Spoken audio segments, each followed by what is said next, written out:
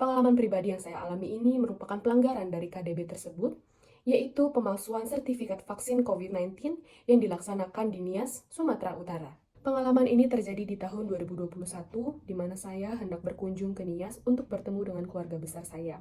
Juga datang saudara saya dari kota lain, yaitu Padang dan juga Pekanbaru. Setelah berlibur, saatnya kami pulang dan salah satu paman saya dari Pekanbaru mengatakan bahwa akan ada pemeriksaan sertifikat vaksin COVID-19 di bandara. Karena di tahun 2021 itu kasus COVID masih cukup banyak. Di situ situasinya paman saya belum pernah mengikuti vaksinasi sehingga ia tidak memiliki sertifikat vaksin sama sekali.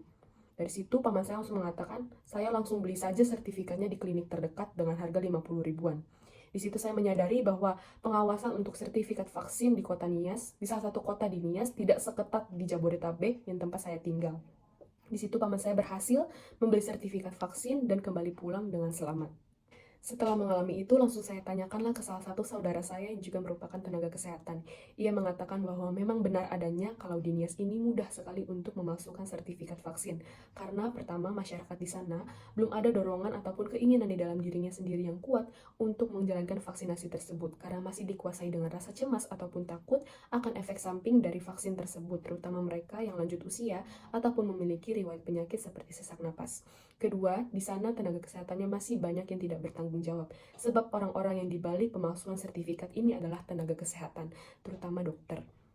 Di sana ketika kita memiliki kenalan dokter, langsung dengan mudahnya kita bisa memalsukan sertifikat tersebut karena approvalnya itu dari dokter sendiri.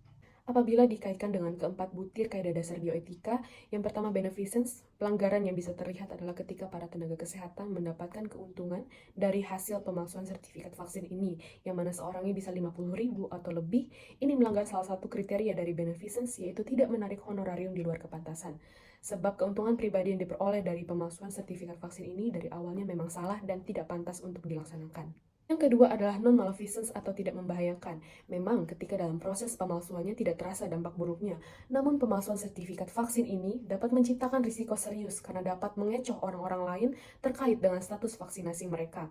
Dan tindakan ini tidak hanya dapat membahayakan individu yang tidak divaksinasi, namun juga bisa mengancam kesehatan masyarakat secara keseluruhan, mengingat saat ini kasus COVID-19 kembali muncul. Yang ketiga adalah autonomi. Pemalsuan sertifikat vaksin bisa merampas otonomi individu untuk membuat keputusan ataupun memperoleh informasi kesehatan yang akurat, sebab individu berhak membuat keputusan berdasarkan informasi yang benar dan dapat diandalkan. Dengan adanya pemalsuan sertifikat vaksin ini, tindakan ini bisa menyebabkan ketidaksetaraan dalam akses informasi. Yang terakhir adalah justice atau keadilan. Kasus pemalsuan sertifikat ini memunculkan pertanyaan tentang keadilan dalam distribusi vaksin dan layanan kesehatan. Jika tenaga kesehatan terlibat dalam pemalsuan sertifikat vaksin ini untuk keuntungan pribadi, hal ini bisa merugikan orang-orang yang seharusnya mendapat prioritas atau perlindungan kesehatan. Tentu hal ini juga melanggar prinsip justice.